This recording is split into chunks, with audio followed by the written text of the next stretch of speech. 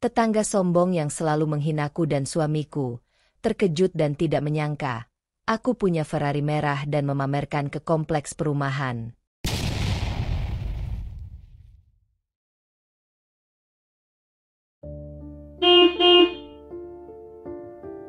Hujan gerimis membasahi jalanan kecil di depan rumah kontrakan kami.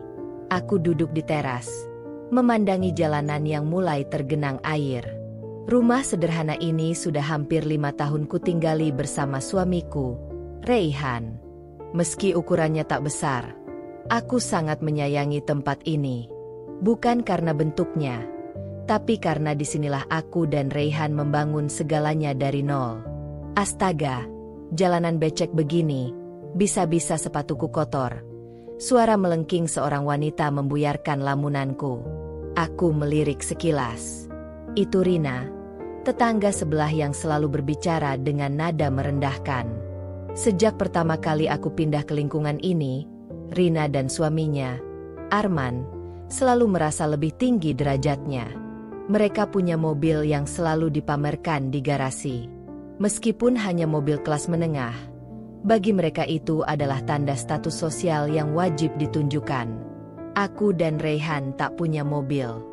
Kami memang bisa membelinya jika mau, tapi kami memilih untuk lebih fokus pada usaha kecil yang sedang kami rintis.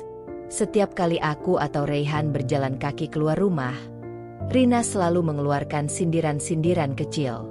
"Ra, nggak capek jalan kaki terus?" tanyanya dengan senyum yang dipaksakan. Aku hanya tersenyum. Aku sudah terbiasa dengan cara bicara Rina. Jika aku meladeninya, dia hanya akan semakin menjadi-jadi. Suatu sore, saat aku baru saja pulang dari toko bahan makanan, aku melihat Rina dan beberapa ibu-ibu tetangga sedang berkumpul di depan rumahnya. Suara tawa mereka terdengar keras. Jelas mereka sedang membicarakan sesuatu yang membuat mereka terhibur. Tapi begitu aku lewat, tawa itu mendadak mereda dan berganti dengan bisik-bisik. "Kasihan. Ya, sudah menikah bertahun-tahun tapi masih naik ojek kemana-mana. Nggak heran sih, kalau orangnya cuma mengandalkan gaji suami yang pas-pasan." Aku menarik napas panjang, berusaha mengabaikan. Raihan tahu tentang sikap para tetangga terhadap kami, tapi dia selalu menenangkanku. "Nggak usah dipikirin, Ra," katanya saat kami makan malam. "Yang penting kita hidup bahagia, nggak ganggu orang lain." Aku mengangguk. Meskipun dalam hati aku merasa sedih. Mereka tak tahu siapa aku sebenarnya. Mereka hanya menilai dari tampilan luar tanpa tahu bahwa aku berasal dari keluarga konglomerat.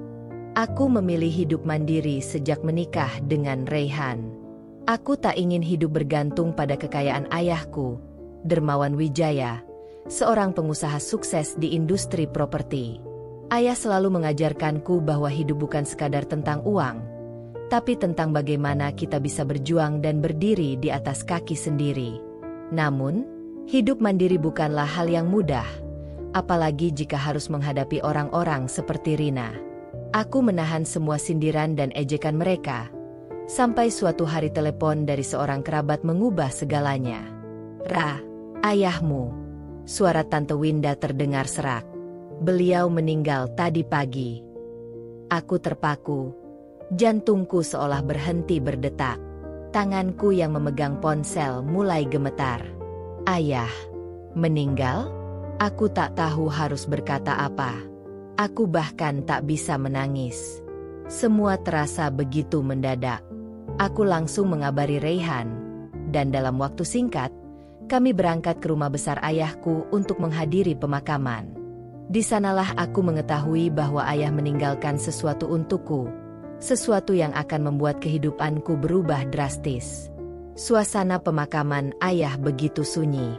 Hanya suara desiran angin yang terdengar di antara isakan pelan beberapa anggota keluarga.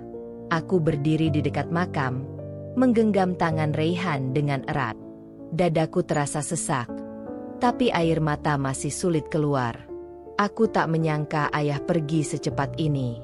Setelah prosesi pemakaman selesai, kami berkumpul di rumah besar keluarga Wijaya. Rumah itu tak banyak berubah sejak terakhir kali aku mengunjunginya.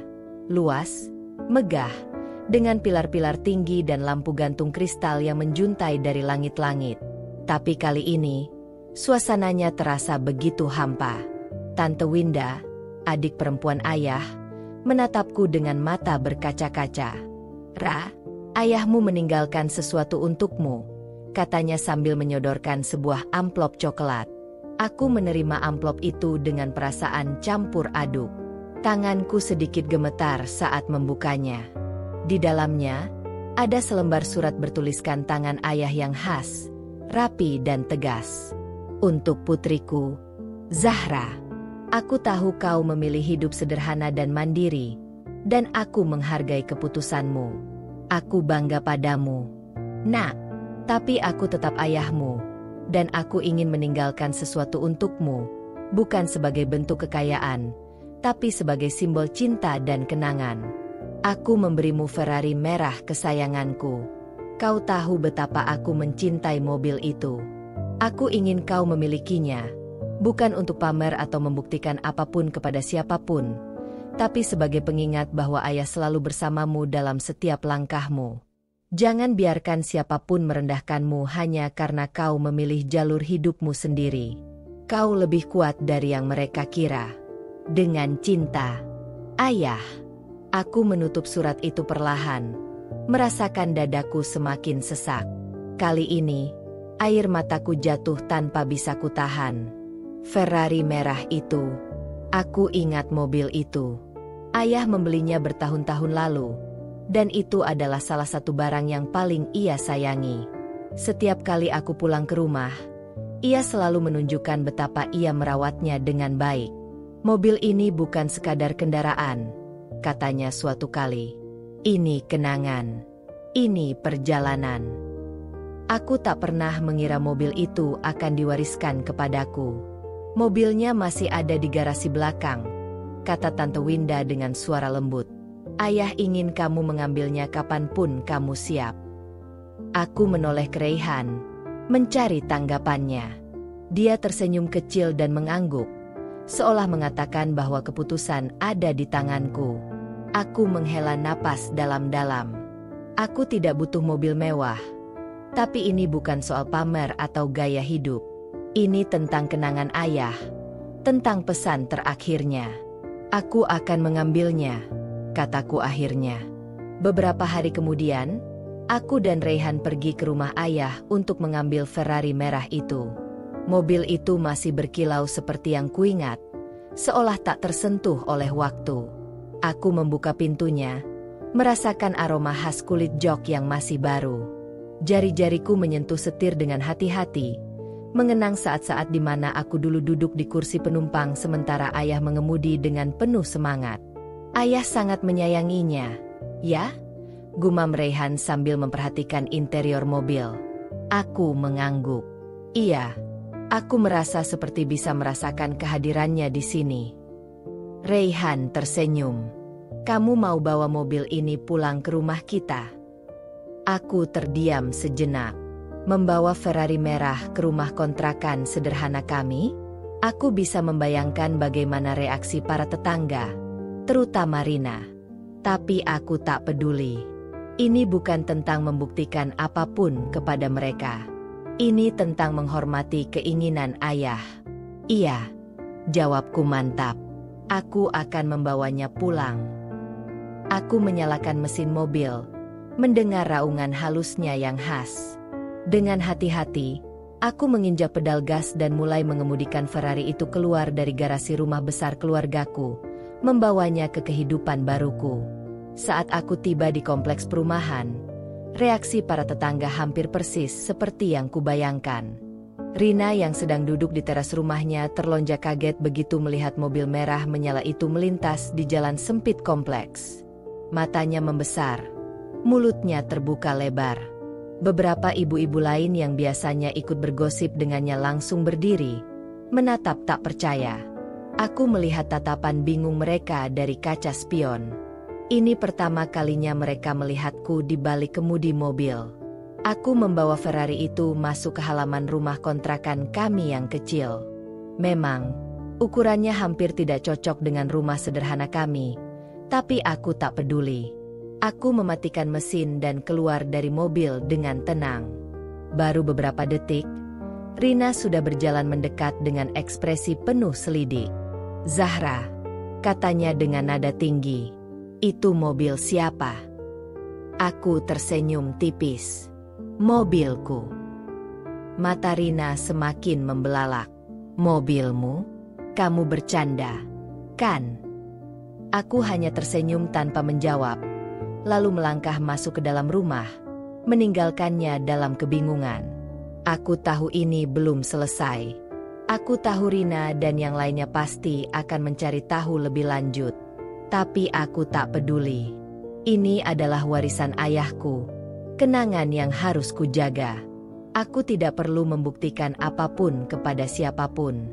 Atau setidaknya, itulah yang kupikirkan, sampai sesuatu terjadi yang membuat keadaanku semakin rumit. Pagi itu, aku baru saja menyapu halaman ketika suara bisik-bisik mulai terdengar dari rumah sebelah. Seperti yang sudah kuduga, kabar tentang Ferrari merahku telah menyebar dengan cepat. Aku tak perlu repot-repot menebak siapa yang paling heboh. Tentu saja Rina. Aku nggak percaya. Dari mana Zahra bisa punya mobil semahal itu? Jangan-jangan mobil curian. Aku pura-pura tak mendengar dan terus menyapu, meskipun jelas sekali mereka sedang berbicara tentangku. Tak butuh waktu lama sebelum Rina benar-benar datang menghampiriku. Ia melipat tangannya di dada, matanya menyipit penuh kecurigaan. "Zahra, aku cuma mau tanya." Aku mendongak, menatapnya dengan datar. "Apa?" "Mobil itu, kamu dapat dari mana?" Aku mengangkat alis. "Memangnya kenapa?" Rina terkekeh kecil, seolah aku baru saja bertanya sesuatu yang konyol. Ya ampun, jelas saja semua orang penasaran. Kamu kan selama ini hidup sederhana. Masa tiba-tiba punya Ferrari? Itu nggak masuk akal. Aku menghela napas, berusaha menahan diri. Aku tahu Rina tak akan berhenti sampai aku memberinya jawaban. Jadi aku memilih mengatakan yang sejujurnya. "Itu warisan dari ayahku," jawabku tenang. Rina tertawa pendek. "Warisan? Warisan dari mana? Setahuku kamu bukan anak orang kaya." Aku menatapnya tajam. "Kamu tahu apa tentang keluargaku?" Rina terdiam sesaat, tapi kemudian ia kembali tersenyum sinis. "Zahra, kalau memang itu warisan, mana buktinya? Bisa saja kamu cuma nyewa atau, lebih parah lagi, mobil itu hasil dari sesuatu yang gak benar." Aku mengepalkan tangan di balik punggungku. "Apa maksudmu?" Rina menatapku dengan pandangan meremehkan. "Ya siapa tahu kamu punya sugar daddy atau semacamnya. Soalnya, kalau cuma mengandalkan suamimu yang gajinya pas-pasan, mustahil banget kamu bisa punya mobil kayak gitu." Darahku langsung berdesir. Aku bisa menerima hinaan mereka selama ini, tapi menuduhku seperti itu? Sebaiknya jaga ucapanmu, Rina, kataku, mencoba tetap tenang. "Terserah kamu mau bilang apa." Rina menyilangkan tangan. "Tapi jangan heran kalau nanti ada orang yang lapor ke pihak berwajib karena curiga sama mobilmu." Aku menatapnya tajam, tapi Rina hanya tersenyum sinis sebelum berbalik masuk ke rumahnya. Aku menghela napas panjang. Aku tahu ini belum berakhir. Dugaanku benar. Keesokan harinya, 2 orang petugas keamanan kompleks datang ke rumah. "Maaf mengganggu, Bu Zahra," kata salah satu dari mereka dengan sopan. "Kami mendapat laporan dari warga bahwa ada kendaraan mewah yang mencurigakan di rumah ini. Kami hanya perlu memastikan apakah mobil tersebut benar-benar milik Anda dan bukan hasil dari sesuatu yang ilegal." Aku melirik sekilas ke arah rumah Rina. Tak jauh dari jendela, aku bisa melihat tirai yang sedikit tersingkap. Jelas sekali dia sedang menguping. Aku menarik napas dan berkata, "Silakan duduk sebentar. Saya akan menunjukkan bukti kepemilikannya." Aku masuk ke dalam rumah dan mengambil dokumen yang diberikan Tante Winda padaku, sertifikat kepemilikan mobil atas nama ayah, serta surat wasiat yang menyatakan bahwa Ferrari itu diwariskan kepadaku. Saat kutunjukkan dokumen itu pada petugas, mereka membacanya dengan seksama. Setelah beberapa menit, mereka saling pandang dan mengangguk. Baik, Bu Zahra. Kami mohon maaf atas ketidaknyamanannya. Kami hanya menjalankan tugas. Aku tersenyum tipis. Tidak apa-apa. Terima kasih sudah datang langsung untuk klarifikasi. Begitu mereka pergi, aku menatap ke arah rumah Rina. Kali ini, aku tidak melihat ada pergerakan dari jendelanya. Sepertinya dia sadar bahwa rencananya untuk mempermalukanku gagal total. Tapi aku tahu, ini belum selesai. Rina bukan tipe orang yang menyerah begitu saja. Dan aku harus siap menghadapi apapun yang akan dia lakukan selanjutnya. Setelah insiden dengan petugas keamanan kompleks, aku pikir semuanya akan mereda. Tapi ternyata aku salah besar. Sejak saat itu, Rina semakin menjadi-jadi. Dia mulai menyebarkan gosip bahwa aku hanya berpura-pura hidup sederhana untuk menutupi masa laluku yang tidak jelas. Lebih parahnya lagi, dia mulai membujuk tetangga lain untuk ikut meragukan latar belakangku.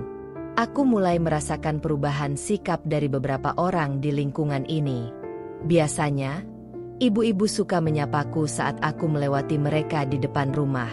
Tapi kini, beberapa dari mereka hanya melirik sekilas lalu pura-pura sibuk dengan aktivitas mereka. Yang paling terasa adalah saat aku pergi ke warung dekat rumah.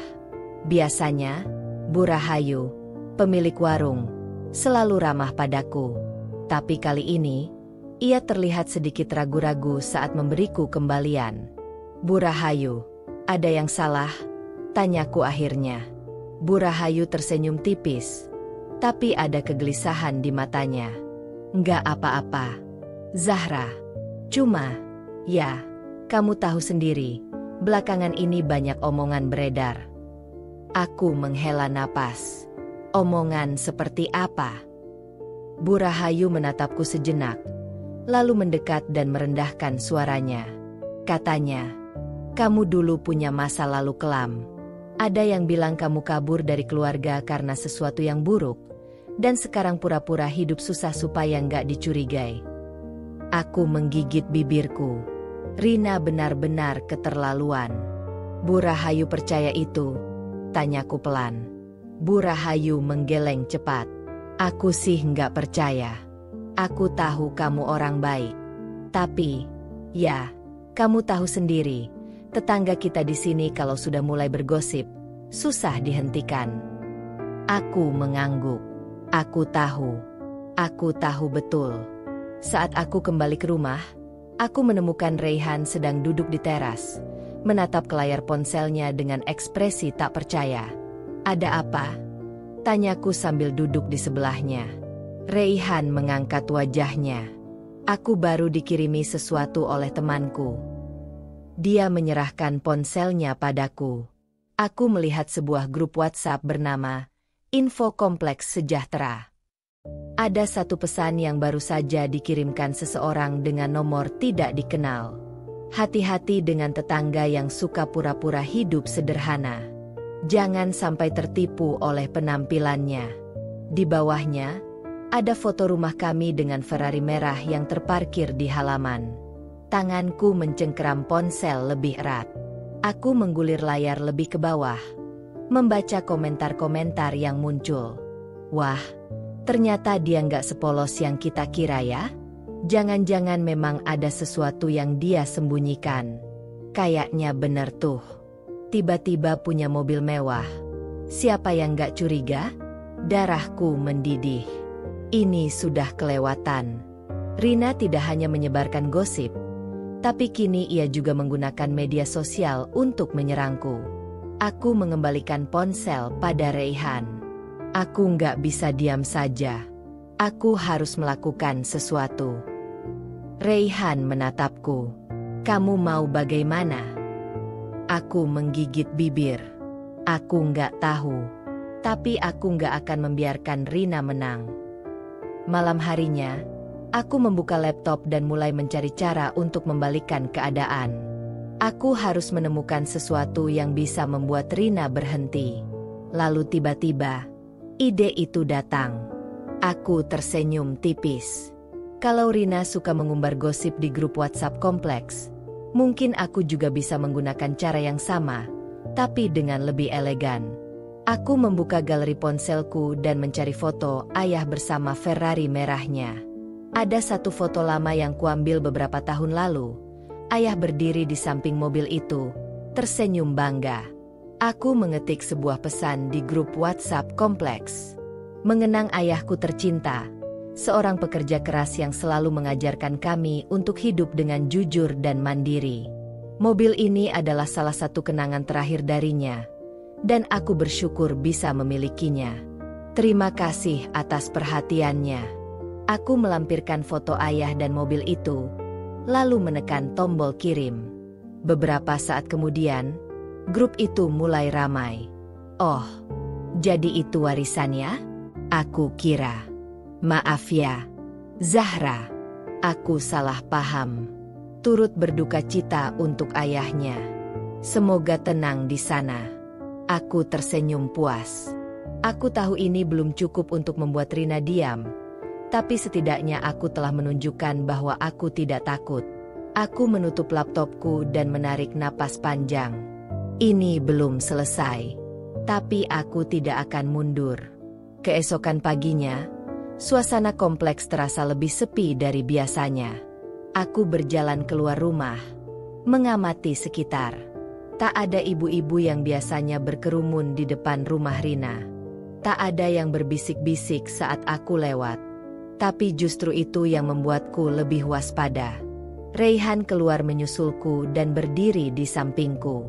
Kurasa pesanmu di grup semalam cukup berhasil, katanya pelan. Aku mengangguk. Mungkin. Tapi Rina bukan orang yang gampang menyerah. Dan aku benar. Tak lama kemudian, aku melihat pintu rumah Rina terbuka. Ia keluar dengan langkah santai, memakai daster bermotif mencolok. Senyum sinis tersungging di bibirnya. Zahra, panggilnya dengan nada tinggi. Aku menghela napas, tapi tetap menatapnya dengan tenang. Ada apa, Rina? Dia menuruni anak tangga rumahnya dengan angkuh, lalu berdiri di depan pagar rumahku.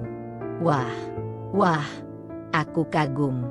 Loh, satu foto dan satu pesan bisa mengubah pandangan banyak orang. Hebat sekali caramu membela diri. Aku menyilangkan tangan di dada. Aku hanya mengatakan yang sebenarnya. Rina tertawa kecil. Yang sebenarnya? Oh, ayolah, Zahra. Semua orang bisa saja mengarang cerita. Siapa yang bisa menjamin bahwa mobil itu benar-benar warisan?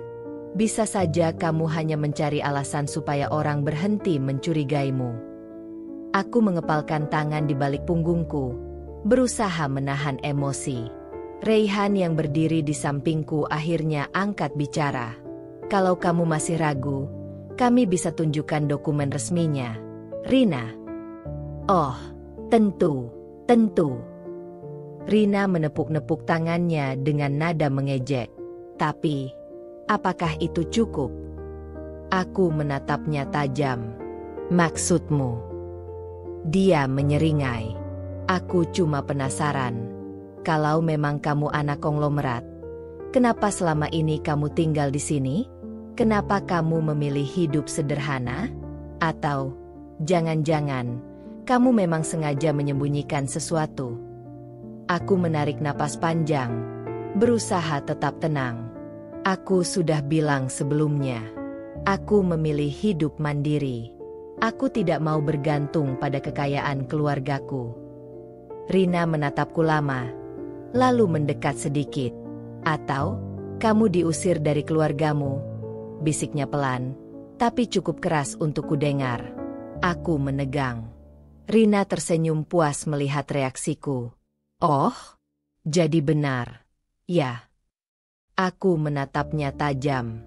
Kamu tidak tahu apa-apa, Rina. Dia tertawa kecil. Benar atau tidak, aku rasa aku harus mencari tahu lebih jauh.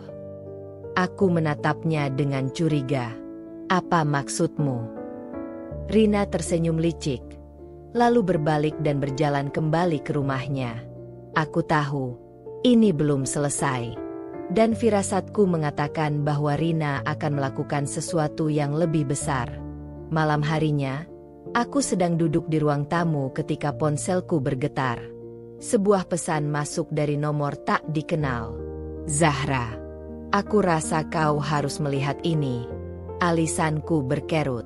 Aku membuka pesan itu dan menemukan sebuah tautan ke sebuah postingan di media sosial. Tanganku langsung mencengkeram ponsel lebih erat ketika aku melihat apa yang ada di layar. Sebuah unggahan dari akun anonim menampilkan foto-foto lama keluargaku. Aku, ayah, ibu, dan saudara-saudaraku di sebuah acara perusahaan. Tapi yang lebih mengejutkan, ada satu paragraf panjang di bawahnya. Siapa sebenarnya Zahra? Konon katanya, dia adalah anak seorang pengusaha kaya. Tapi anehnya, dia memilih hidup sederhana dan tinggal di lingkungan biasa. Apakah dia diusir? Ataukah ada skandal yang membuatnya terpaksa meninggalkan keluarganya? Di bawahnya, ratusan komentar mulai bermunculan. Serius? Kok bisa sih anak orang kaya malah tinggal di rumah kecil begitu? Jangan-jangan beneran ada sesuatu yang dia sembunyikan. Wah, makin penasaran nih. Ada yang tahu cerita lengkapnya? Darahku langsung berdesir. Aku tahu siapa yang ada di balik ini. Rina. Aku menggigit bibir, menahan amarah yang berkecamuk. Ini sudah bukan sekadar gosip biasa. Ini sudah menyangkut harga diriku dan keluargaku. Aku menatap layar ponselku. Jantungku berdegup kencang. Kalau ini yang Rina mau, maka aku akan menghadapinya. Dan kali ini, aku tidak akan hanya diam. Malam itu aku tidak bisa tidur. Pikiranku terus berputar, memikirkan bagaimana Rina bisa mendapatkan foto-foto keluargaku. Foto itu tidak pernah kunggah di media sosial, bahkan setelah ayah meninggal. Hanya orang-orang terdekat keluargaku yang memilikinya. Siapa yang memberikannya pada Rina? Aku menatap layar ponselku. Komentar di unggahan itu semakin banyak, dan banyak di antaranya bernada meragukan atau bahkan menghina. Kenapa harus disembunyikan kalau memang gak ada masalah? Pasti ada sesuatu yang dia tutupi. Mungkin dia diusir karena memalukan keluarganya? Aku mengepalkan tangan. Aku tidak bisa membiarkan ini terus berlanjut. Aku menoleh ke arah Reyhan, yang duduk di sofa dengan ekspresi serius. Ia juga membaca unggahan itu di ponselnya. Kita harus bertindak, kataku akhirnya. Reyhan mengangguk. Aku setuju. Tapi bagaimana caranya? Aku menarik napas panjang. Kita cari tahu dulu siapa yang memberikan foto itu pada Rina. Dia tidak mungkin mendapatkannya sendiri. Keesokan harinya, aku menelepon ibuku. Ada yang menyebarkan foto-foto keluarga kita di media sosial, kataku langsung, tanpa basa-basi. Ibu terdiam beberapa saat sebelum akhirnya bertanya dengan suara khawatir. Foto yang mana? Aku menyebutkan beberapa foto yang muncul di unggahan itu. Aku hanya memberikannya pada beberapa orang, gumam ibu. Saudara-saudaramu, keluarga dekat. Jantungku berdebar. Apakah ada seseorang dari keluargaku yang membocorkannya? Tunggu sebentar, kata ibu tiba-tiba. Minggu lalu, salah satu teman lamamu menanyakannya. Aku mengernyit. Teman lama? Iya, seseorang yang dulu sering main ke rumah. Aku kira dia hanya ingin mengenang ayahmu, jadi aku mengirim beberapa foto itu padanya. Aku mulai merasa tidak enak. Siapa namanya? Ibu menyebutkan sebuah nama, dan jantungku langsung mencelos. Ternyata orang itu adalah Ririn. Aku hampir tidak percaya. Ririn adalah temanku sejak SMA. Tapi kami sudah lama tidak berkomunikasi. Terakhir kali aku bertemu dengannya, dia masih bekerja di sebuah perusahaan kecil. Aku tidak pernah menyangka bahwa dia bisa berhubungan dengan Rina. Bu, bagaimana cara dia menghubungimu? Tanyaku cepat. Dia menghubungiku lewat Facebook. Jawab ibu. Dia bilang dia ingin mengenang ayahmu. Jadi aku percaya saja. Aku menarik napas dalam. Jadi ini permainan Rina. Dia menggunakan orang lain untuk mendapatkan informasi tentangku. Aku menghubungi Ririn malam itu juga. Setelah beberapa dering, dia akhirnya mengangkatnya. Halo, Zahra. Wah, sudah lama banget kita nggak ngobrol, katanya dengan nada ceria. Aku langsung ke inti pembicaraan. Ririn, kamu kasih foto-foto keluargaku ke siapa? Dia terdiam beberapa saat. Maksudmu? Jangan pura-pura. Ririn, aku tahu kamu meminta foto-foto dari ibuku. Dan sekarang, foto-foto itu tersebar di media sosial. Jadi aku tanya sekali lagi, siapa yang kamu berikan foto itu? Aku bisa mendengar napasnya sedikit terburu-buru. Aku nggak sengaja. Zahra, aku cuma. Ke siapa? Ririn, potongku dengan nada tajam.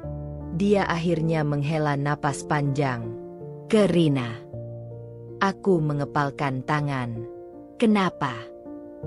Dia mendatangiku beberapa minggu lalu, kata Ririn dengan suara lemah. Dia bilang dia butuh informasi tentangmu.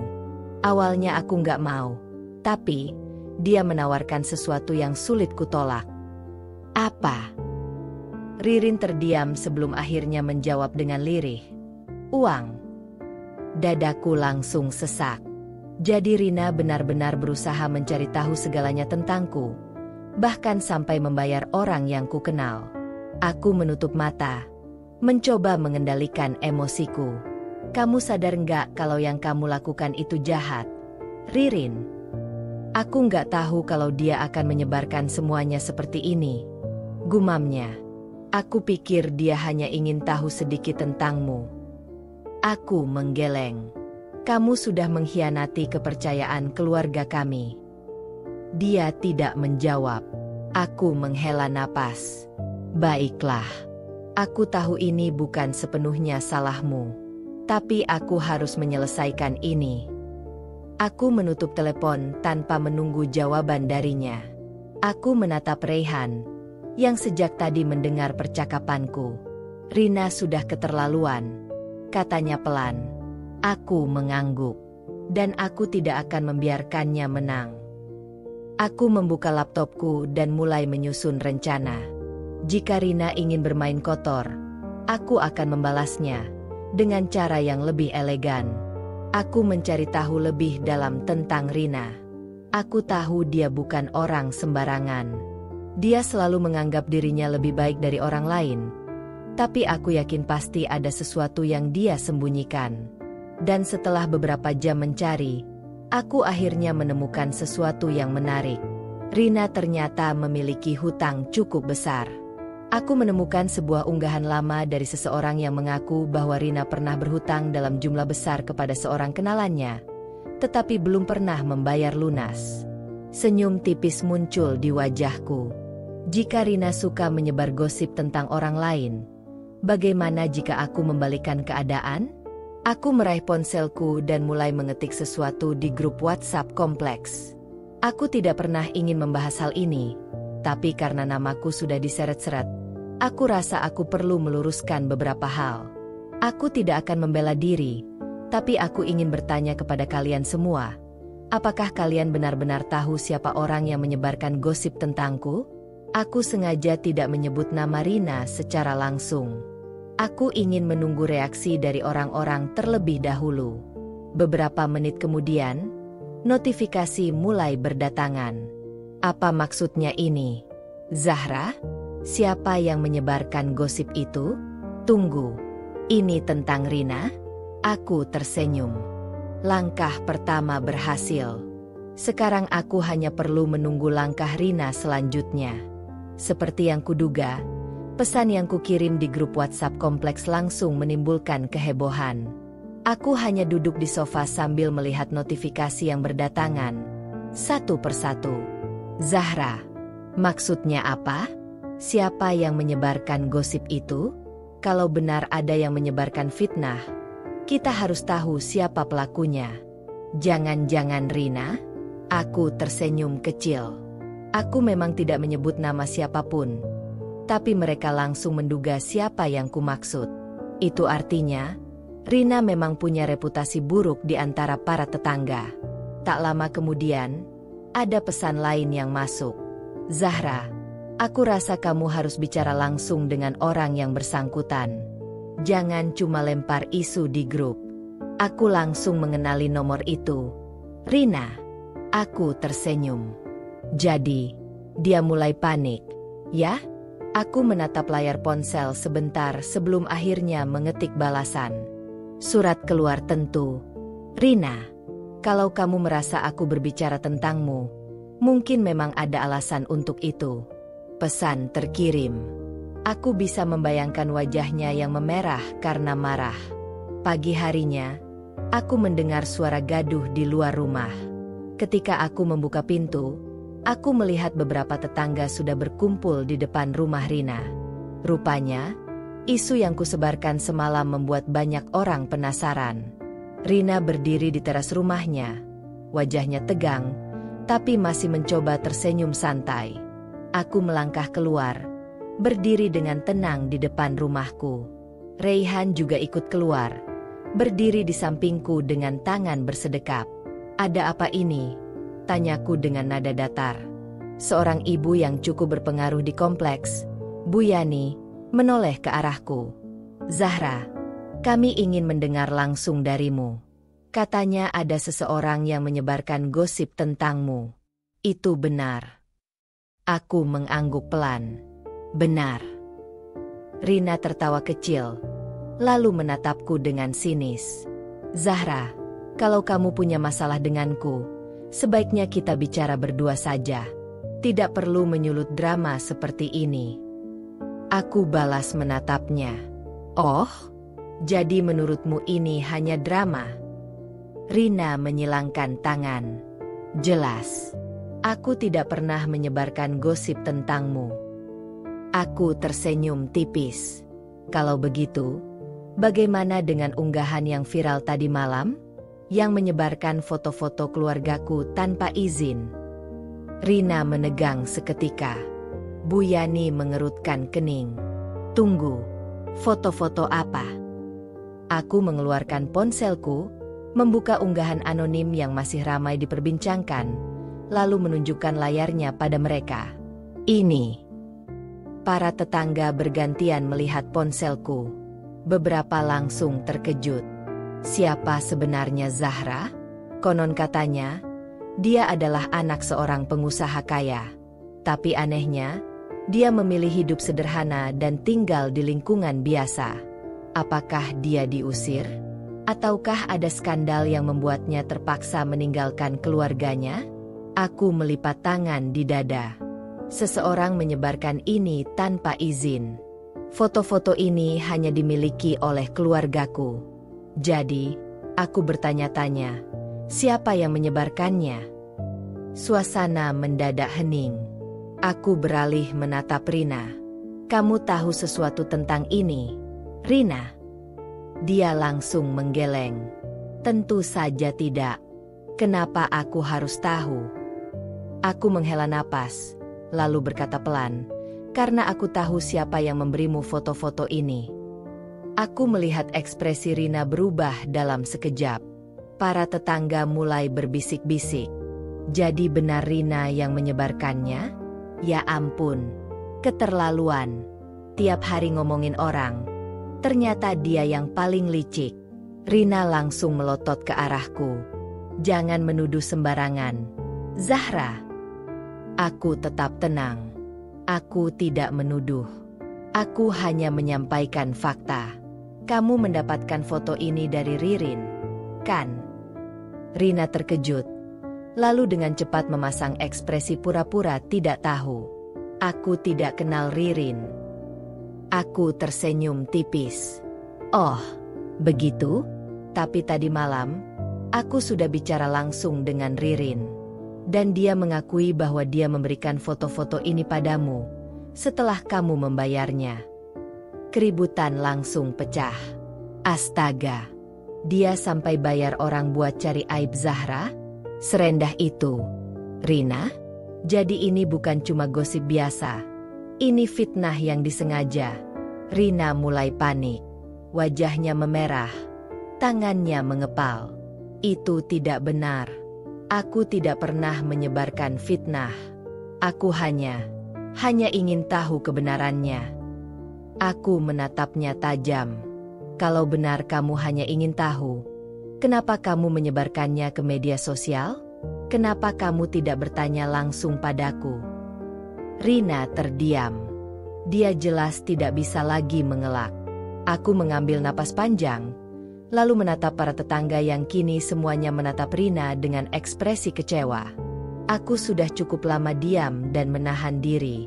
Aku tidak peduli apa yang orang katakan tentangku, karena aku tahu siapa diriku. Tapi jika seseorang sengaja menyebarkan fitnah dan mencampuri hidupku, aku tidak akan tinggal diam. Aku menatap Rina tajam. Dan kamu, Rina, harus bertanggung jawab atas semua ini. Wajah Rina memucat. Dia mencoba membuka mulut untuk membela diri, tapi tidak ada satupun tetangga yang terlihat membelanya. Aku bisa melihat perubahan ekspresi mereka. Orang-orang yang tadinya selalu mengangguk dan tertawa ketika Rina menghinaku, kini menatapnya dengan pandangan kecewa. Bu Yani, sosok yang cukup dihormati di kompleks ini, menghela napas panjang. Rina, apa yang dilakukan Zahra sampai kamu merasa perlu menyebarkan fitnah seperti ini? Rina langsung gelagapan. Aku hanya penasaran. Semua orang tahu kalau Zahra dan suaminya hidup sederhana. Jadi ketika aku dengar kabar kalau dia anak konglomerat, aku cuma ingin tahu apakah itu benar atau tidak. Aku mendengus pelan. Ingin tahu? Kalau ingin tahu, cukup bertanya padaku. Tidak perlu menyebarkan fitnah seolah-olah aku diusir dari keluargaku atau punya skandal. Beberapa tetangga mulai menggeleng-gelengkan kepala. Memang suka sok tahu, tapi ternyata malah bikin fitnah. Pantas saja selalu nyinyir soal Zahra. Ternyata iri. Rina menggigit bibirnya. Wajahnya penuh kemarahan bercampur malu. Aku melangkah maju, mendekatinya. Kamu tahu, Rina, aku bisa saja menuntutmu atas pencemaran nama baik. Aku punya cukup bukti untuk melaporkan ini ke pihak berwajib. Rina langsung tersentak. Tuntut? Kamu tidak mungkin sekejam itu, kan? Lagi pula, ini cuma gosip kecil. Aku menatapnya tajam. Bukan gosip kecil. Ini fitnah. Kamu tidak hanya menyebarkan rumor, tapi juga memutarbalikkan fakta dan membuat orang lain percaya bahwa aku orang yang buruk. Kamu bahkan rela membayar orang untuk mencari tahu tentang hidupku. Para tetangga mulai berbisik lagi. Gila, sampai bayar orang segala? Itu sudah bukan sekadar kepo. Itu obsesi namanya. Rina semakin panik. Aku tidak punya niat buruk. Aku mengangkat tangan, menghentikannya. Sudahlah, Rina. Kamu bisa mencari alasan sebanyak yang kamu mau. Tapi kenyataannya semua orang sudah melihat siapa dirimu yang sebenarnya. Dia terdiam. Aku menghela napas panjang. Tapi aku tidak akan menuntutmu, Rina. Mata Rina membelalak. Benarkah? Aku mengangguk. Aku tidak akan menuntutmu secara hukum. Tapi, aku menatapnya dalam-dalam. Kamu harus meminta maaf. Secara terbuka, di depan semua orang. Rina terkejut. Meminta maaf. Aku mengangguk lagi. Iya. Karena kamu telah mempermalukanku di depan orang banyak, maka kamu juga harus meminta maaf di depan mereka. Rina menoleh, melihat para tetangga yang kini menatapnya dengan ekspresi menunggu. Aku bisa melihat dia sangat benci dengan gagasan itu. Harga dirinya jelas terlalu tinggi untuk meminta maaf. Tapi, dia juga tahu bahwa jika dia tidak melakukannya, reputasinya akan semakin hancur. Untuk pertama kalinya, aku melihatnya benar-benar terpojok. Dia mengepalkan tangannya erat, sebelum akhirnya menghela napas kasar. Baik, aku minta maaf. Aku menaikkan alis. Dengan jelas, Rina, biar semua mendengar. Rina menunduk dalam, lalu berkata dengan suara lebih keras. Aku minta maaf, Zahra. Aku sudah menyebarkan fitnah tentangmu, dan aku menyesal. Aku bisa mendengar beberapa tetangga terkesiap. Mereka mungkin tidak menyangka bahwa Rina yang sombong itu akhirnya harus merendahkan diri seperti ini. Aku menatapnya sebentar, lalu mengangguk. Baik, aku terima permintaan maafmu. Tapi aku tidak akan lupa. Setelah kejadian itu, berita tentang permintaan maaf Rina menyebar ke seluruh kompleks. Orang-orang yang dulu suka menyanjungnya mulai menjauh. Mereka sadar bahwa Rina bukanlah orang yang bisa dipercaya. Sementara itu, aku dan Reyhan menjalani hari-hari kami seperti biasa. Tapi ada satu perubahan kecil. Orang-orang kini lebih menghargai kami. Mereka tidak lagi memandang rendah hanya karena kami hidup sederhana. Beberapa hari setelah insiden itu, aku pikir semuanya akan kembali seperti biasa. Namun, aku salah. Meskipun Rina sudah meminta maaf, aku bisa merasakan ketegangan di antara kami. Dia tidak lagi berani berkomentar sinis di hadapanku, tetapi aku tahu dia masih menyimpan dendam. Aku bisa melihatnya dari tatapan yang ia berikan setiap kali kami bertemu di jalan. Dari cara dia berbisik-bisik dengan beberapa tetangga yang masih setia padanya. Aku bisa saja mengabaikannya, tapi firasatku mengatakan bahwa ini belum selesai. Suatu pagi, ketika aku sedang menyiram tanaman di halaman, aku melihat Rina berdiri di seberang jalan bersama dua orang tetangga, Rosa dan Mira. Mereka bertiga berbicara dengan ekspresi serius, sesekali melirik ke arahku. Aku pura-pura tidak peduli dan melanjutkan aktivitasku. Namun, tak lama kemudian, Rosa menghampiriku dengan ekspresi penuh simpati. Zahra, aku dengar sesuatu yang agak mengkhawatirkan, katanya dengan suara pelan, seolah tidak ingin orang lain mendengar. Aku mengernyit. Apa itu? Rosa ragu sejenak sebelum akhirnya berkata, Rina bilang kalau permintaan maafnya kemarin itu terpaksa. Katanya, kamu sebenarnya mengancamnya di depan semua orang. Aku berhenti menyiram tanaman, lalu menatapnya tajam. Mengancam. Rosa mengangguk pelan. Dia bilang, kalau dia tidak minta maaf, kamu akan menyebarkan sesuatu tentang dia. Aku sendiri tidak yakin, tapi kamu tahu bagaimana orang-orang. Mereka mulai membicarakan ini lagi. Aku menghela napas dalam. Jadi, Rina tidak menyerah. Dia berusaha membalikkan keadaan, membuat dirinya terlihat seperti korban. Aku tidak ingin meladeni gosip murahan, tapi kali ini aku tidak bisa membiarkan Rina berbuat semaunya. Aku menatap Rosa. Dan menurutmu, apakah itu masuk akal? Rosa tampak sedikit terkejut dengan pertanyaanku. Apa maksudmu? Aku tidak pernah punya masalah dengan siapapun sebelum ini. Aku tidak pernah mengusik hidupnya. Tapi dia menyebarkan fitnah tentangku, dan semua orang melihatnya. Jika aku memang ingin balas dendam, aku bisa saja menuntutnya sejak awal. Tapi aku tidak melakukannya. Kan? Rosa terlihat berpikir. Aku melanjutkan, dan sekarang, dia mulai menyebarkan cerita baru. Kenapa? Karena dia tidak bisa menerima kenyataan bahwa dia yang salah.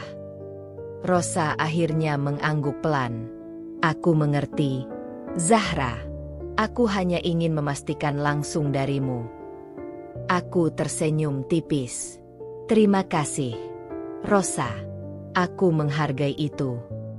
Setelah Rosa pergi, aku kembali menatap ke arah Rina yang masih berdiri bersama Mira. Dia balas menatapku dengan seringai kecil, seolah puas karena berhasil membuat gosip baru. Aku menarik napas dalam. Baiklah, kalau dia ingin bermain lebih jauh, aku juga tidak akan diam saja. Aku akan pastikan kali ini, dia benar-benar merasakan akibat dari perbuatannya. Aku sudah lelah dengan permainan Rina. Kali ini, aku tidak akan tinggal diam. Aku bukan tipe orang yang suka membalas dendam dengan cara murahan seperti menyebarkan fitnah balik. Aku ingin mengajarkan Rina sebuah pelajaran yang tidak akan pernah ia lupakan, tanpa harus merendahkan diriku sendiri ke levelnya. Keesokan harinya, aku memutuskan untuk melakukan sesuatu yang tak terduga. Aku berdiri di depan rumah dengan kunci mobil Ferrari merah di tanganku. Lalu, dengan sengaja, aku membunyikan alarm mobil dan membuka pintunya dengan remote. Beep beep. Suara nyaring itu cukup untuk menarik perhatian para tetangga yang sedang berada di luar rumah, termasuk Rina. Aku bisa melihatnya menoleh dengan cepat. Ekspresinya berubah kaku saat melihatku masuk ke dalam mobil. Perlahan, aku menyalakan mesin dan mendengar deruman khas dari mobil sport itu. Setelah beberapa detik, aku menurunkan kaca jendela dan tersenyum ke arah Rina yang masih berdiri terpaku. Aku lupa bilang, "Rina," kataku dengan nada santai. "Malam ini aku ada acara makan malam di Hotel Bintang 5 bersama beberapa rekan bisnis ayahku. Mau ikut? Aku bisa mengenalkanmu ke orang-orang penting." Rina jelas tidak bisa menyembunyikan keterkejutannya.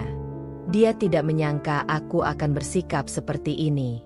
Tetangga lain yang mendengar ucapanku mulai berbisik-bisik. Rekan bisnis ayahnya? Zahra benar-benar anak konglomerat.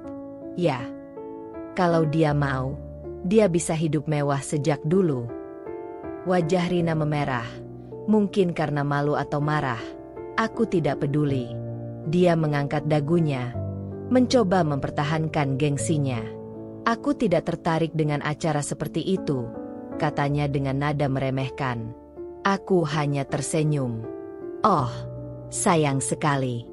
Padahal, beberapa dari mereka adalah investor besar di perusahaan yang biasa kamu sebut-sebut dalam obrolan gosipmu." Rina terdiam. Aku tahu dia ingin mengatakan sesuatu, tapi kali ini, dia tidak punya senjata untuk menyerangku. Aku memasukkan kunci ke dalam tas dan keluar dari mobil. Lalu, dengan santai, aku berkata, "Oh ya, Rina, aku harap setelah ini, kamu tidak perlu lagi sibuk menyelidiki hidupku. Aku janji, kalau kamu ingin tahu sesuatu, kamu bisa bertanya langsung padaku. Tidak perlu membuat cerita baru." Dengan senyum tipis, aku berbalik dan masuk ke dalam rumah. Meninggalkan Rina yang kali ini benar-benar tak bisa berkata apa-apa. Tapi aku tahu, ini belum selesai. Aku bisa merasakan bahwa Rina tidak akan tinggal diam setelah ini. Dan aku siap untuk menghadapi apapun yang ia rencanakan. Meskipun aku sudah memberi peringatan halus, aku tahu Rina tidak akan menyerah begitu saja. Aku bisa melihat tatapannya yang penuh amarah saat aku masuk ke rumah. Aku merasa, ini hanya permulaan. Keesokan harinya, sesuatu yang tidak kuduga terjadi.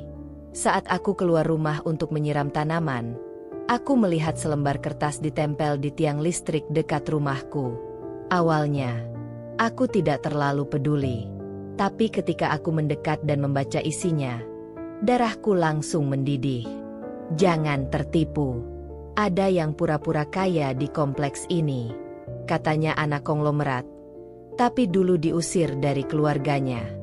Jangan sampai kena tipu dengan gaya hidupnya yang mendadak berubah. Siapa tahu mobilnya cuma pinjaman. Aku langsung meremas kertas itu dengan tangan gemetar. Tidak butuh banyak berpikir untuk tahu siapa dalangnya. Rina. Dia tidak hanya berusaha menjatuhkan harga diriku di depan orang-orang, tapi juga menyebarkan kebohongan yang lebih parah lagi. Aku mengedarkan pandangan ke sekitar. Beberapa tetangga yang sedang berjalan-jalan pagi melirik ke arahku dengan ekspresi penasaran dan canggung. Beberapa bahkan berbisik-bisik. Aku menarik napas dalam. Aku tidak akan terpancing emosi. Tapi kali ini, aku tidak akan membiarkan dia lolos begitu saja. Aku masuk rumah dan langsung menelepon seseorang yang sudah lama tidak kuhubungi. Zahra. Suara di seberang terdengar hangat, meskipun sedikit terkejut. Halo, Bang Jeffrey. Maaf mengganggu, tapi aku butuh bantuanmu. Jeffrey adalah mantan kepala keamanan di perusahaan ayahku. Setelah ayah meninggal, dia masih menjaga hubungan baik dengan keluargaku. Jika ada orang yang bisa membantuku menghadapi Rina dengan cara yang elegan, dia adalah orangnya. Apa yang bisa abang bantu? Tanyanya langsung. Aku tersenyum tipis. Aku ingin tahu siapa yang menempelkan selebaran fitnah di kompleks ini. Aku yakin ada CCTV di sekitar sini, kan? Jeffrey tertawa kecil. Ah, ini masalah serius rupanya. Oke, kasih aku waktu beberapa jam. Aku akan cek. Terima kasih, Bang. Aku menutup telepon dan duduk di kursi ruang tamu, menatap kosong ke depan. Rina benar-benar keterlaluan. Tapi kali ini, aku akan membalasnya dengan cara yang tidak bisa ia sangkal. Beberapa jam kemudian, Jeffrey menelepon kembali. Zahra, aku sudah cek rekaman CCTV dari rumah salah satu warga. Aku yakin kamu juga sudah tahu siapa pelakunya. Aku mengangkat alis. Rina. Bingo. Aku mengepalkan tangan. Kamu bisa kirimkan videonya ke aku. Tentu. Aku akan kirim sekarang.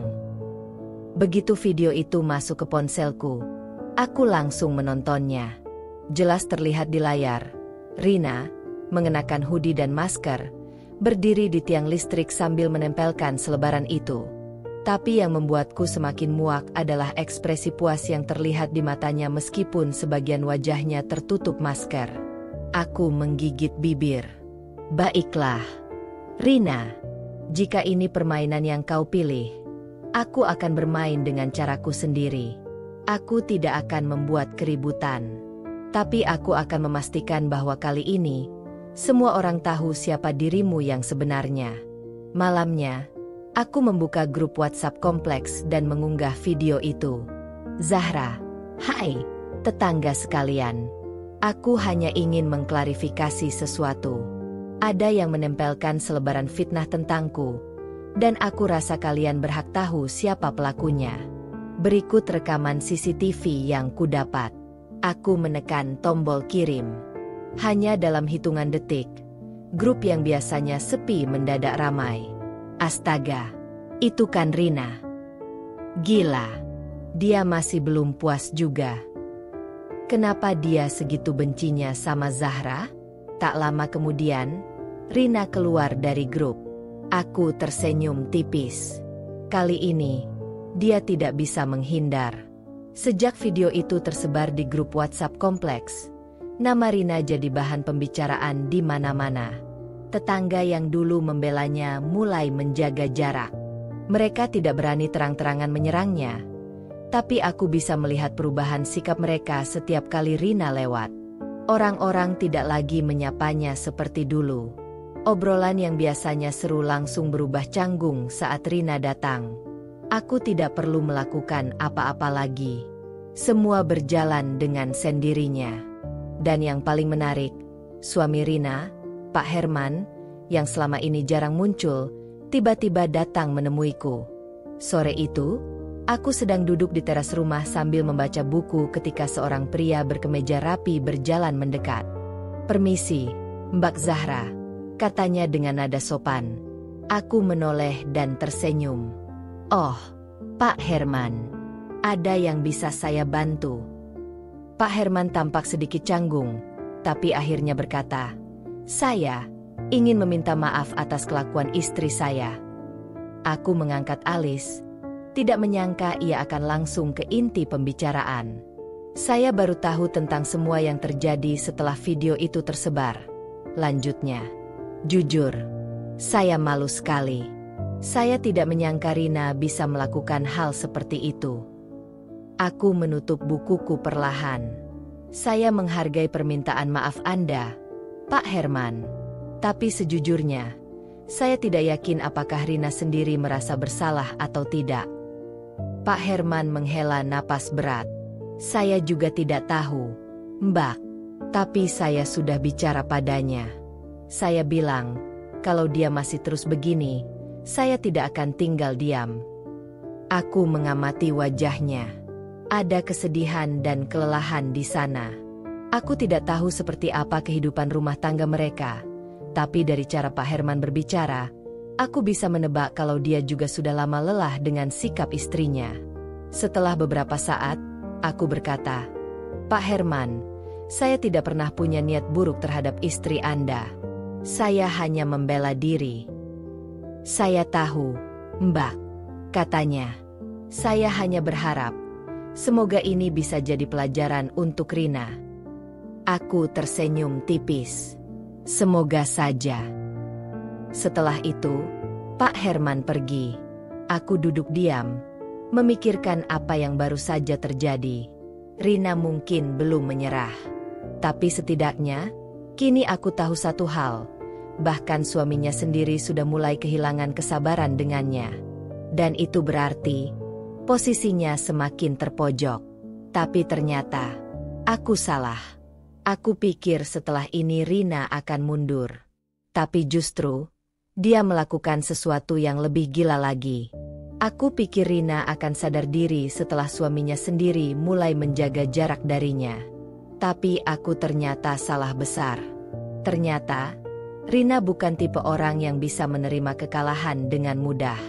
Dan kali ini, dia melakukan sesuatu yang jauh lebih gila dari sebelumnya. Malam itu, aku sedang bersantai di ruang tamu ketika ponselku berbunyi. Sebuah pesan masuk dari nomor tak dikenal. Kau pikir kau sudah menang? Jangan terlalu percaya diri. Besok kau akan menyesal. Aku menatap pesan itu dengan dahi berkerut. Entah kenapa, aku langsung tahu ini dari Rina.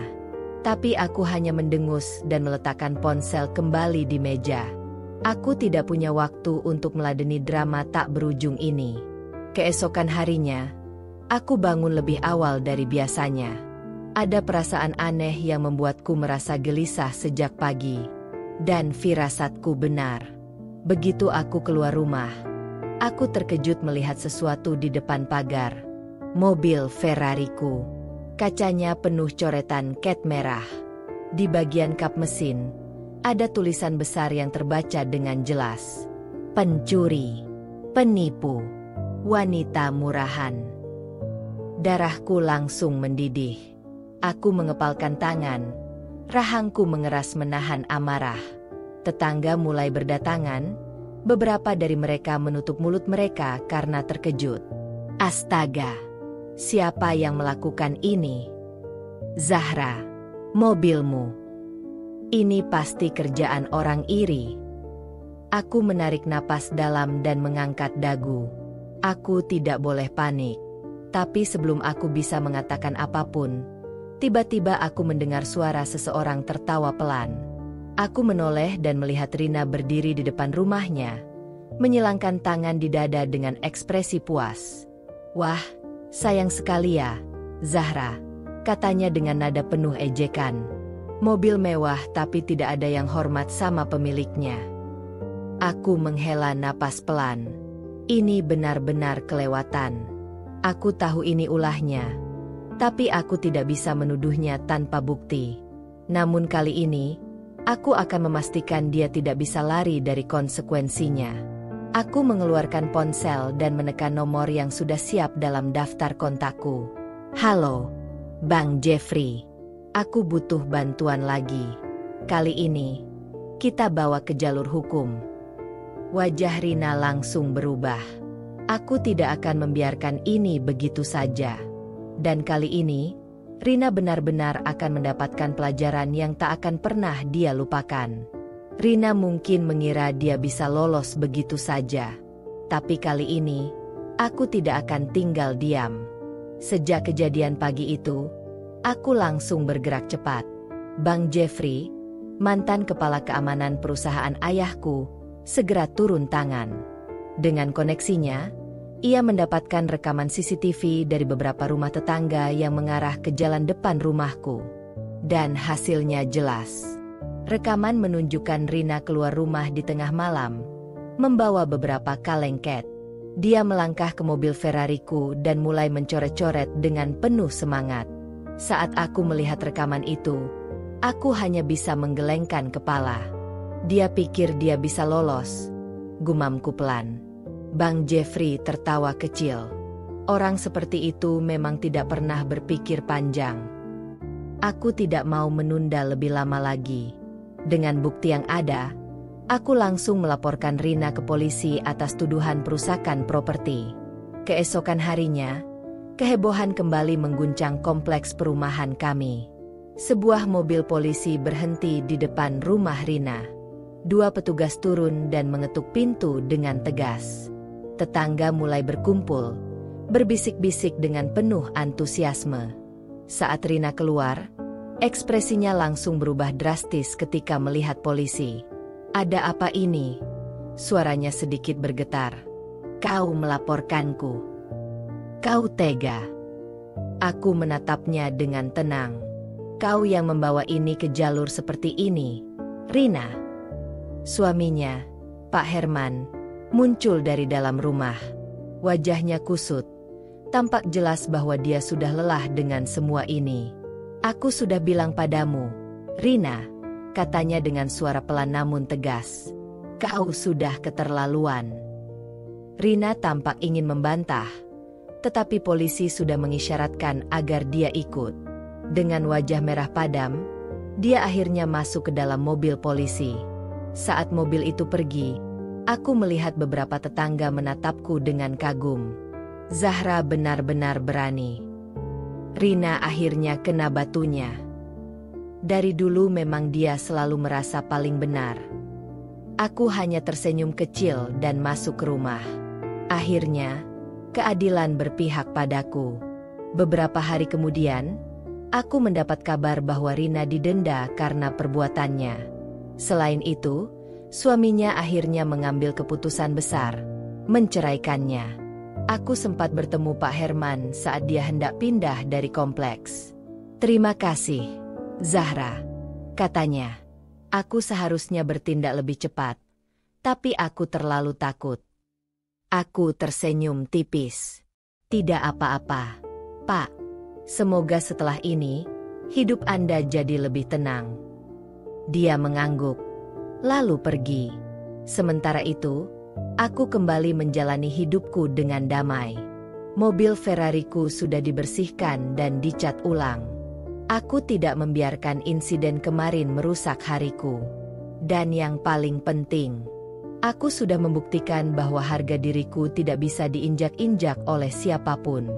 Dari kisah ini, kita bisa belajar bahwa jangan pernah meremehkan orang lain hanya karena penampilannya sederhana. Hidup bukan hanya soal apa yang terlihat di permukaan, tapi tentang bagaimana kita memperlakukan orang lain dengan baik. Ketika ada orang yang merendahkan atau menghina kita, jangan buru-buru terpancing emosi. Terkadang, membuktikan dengan tindakan lebih efektif daripada sekadar membalas dengan kata-kata. Yang terpenting, tetaplah menjadi pribadi yang rendah hati dan kuat. Jangan takut untuk membela diri jika diperlakukan tidak adil, tapi lakukan dengan cara yang elegan dan bermartabat. Jika kalian suka dengan cerita ini, jangan lupa like, komen, dan share. Dan buat kalian yang ingin cerita-cerita menarik lainnya, subscribe sekarang juga biar nggak ketinggalan update terbaru. Terima kasih sudah membaca sampai akhir. Sampai jumpa di kisah selanjutnya.